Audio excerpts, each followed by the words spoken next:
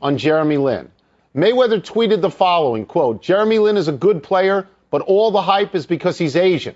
Black players do what he does every night and don't get the same praise," unquote.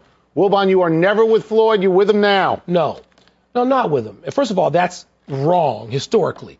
Because there have been all kinds of But graphics. other than that, Michael Jordan and Kobe and Shaq have not done these things historically, nor have white players like Larry Bird or John Havlicek or Bob Cousy. No, nobody done them historically, so that's just wrong, number one. But see, the bigger problem here is there's a history with Mr. Mayweather, who's not just a coward but a bigot, and he says things that would reveal him to me to be simply scummy. Let me just repeat something that he said in 2010 of Pacquiao. Said he should go make some sushi rolls and cook some rice.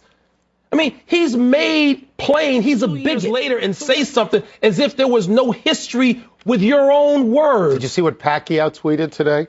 God bless Jeremy Lin, just to sort of jam it to Mayweather. Look, it's wrong on a lot of counts. First of all, there are black players every day playing great and getting praise and getting money and making all-star teams and being the MVP. Yeah. So we get rid of that. Second of all, there's a larger point here, and I think it is reasonable to conclude, and I think you would agree with me, face some prejudice prior to this breakthrough. Sure. People may have looked at him and they would have said, I haven't seen anybody quite like him before. I doubt him. Anytime. And if he's getting more praise now because of the combination of being Asian and being in New York, it's compensation. Fine. Fair compensation. Because you know what? That's right. Anytime you're an oddity in any sport, whether you're Tiger Woods and you're young and you're growing up playing golf and people look at you going, what? What is this kid? That's or right. A white kid now plays where plenty of kids, white kids do, but you're an oddity. And people look at you Those that way. are good stories. So that's fair to point out. Yao Ming is a good story. The first 7-foot Chinese center. Tim Tebow, a guy that everybody says can't play in the league. He's an oddity. Here's something Mayweather may want to consider. Gary Payton, who last I checked is black,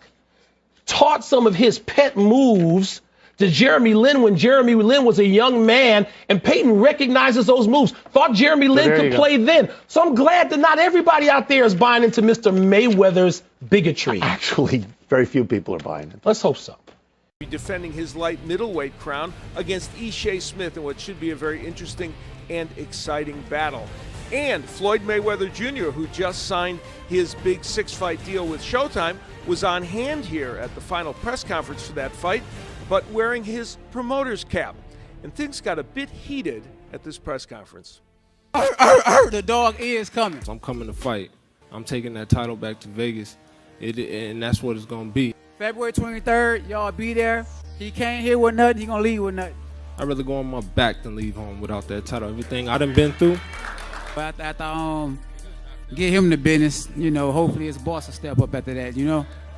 A 40-year-old man barking and I ain't got to do all that. I bark outside the ring, but I bite in the ring. Mayweather Promotions promised Ishii he will get a title shot. I lived up to my end of the bargain now.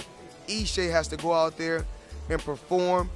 For the final press conference for the mega match between Robert Guerrero and Floyd Mayweather. Now, this press conference was a pretty cordial affair, especially from the Mayweather side. The only fire was really provided by the Guerrero camp. You guys like it? Like this guy? I'm the real deal. I don't talk shit, man. I back it up. And our Steve Farhood had a chance to talk to both fighters after the press conference. You chose not to address to the crowd what Ruben Guerrero said. What was your reaction to his tirade? Well, you know, my thing is I'm a lot older, I'm a lot wiser. It's not about the fathers fighting. It's about the fighters fighting. So like I said before, me, myself, I just keep my composure and do what I got to do. What's your reaction to your dad's tirade? And he's still going at it now? It just makes me laugh. He's pumped up. That's real Mr. All Access right there. It's fight time. That's it. That's what I'm here for, is to fight. And, you know, all this stuff right here doesn't mean nothing. You know, you got to do it. It comes with the territory. Hey, it's time to make it happen. I'm great to be in this position. So only thing I want to do is, you know, be positive and continue to go out there and rack up victories. Let's hope the only fighting is in the ring, all right? Absolutely.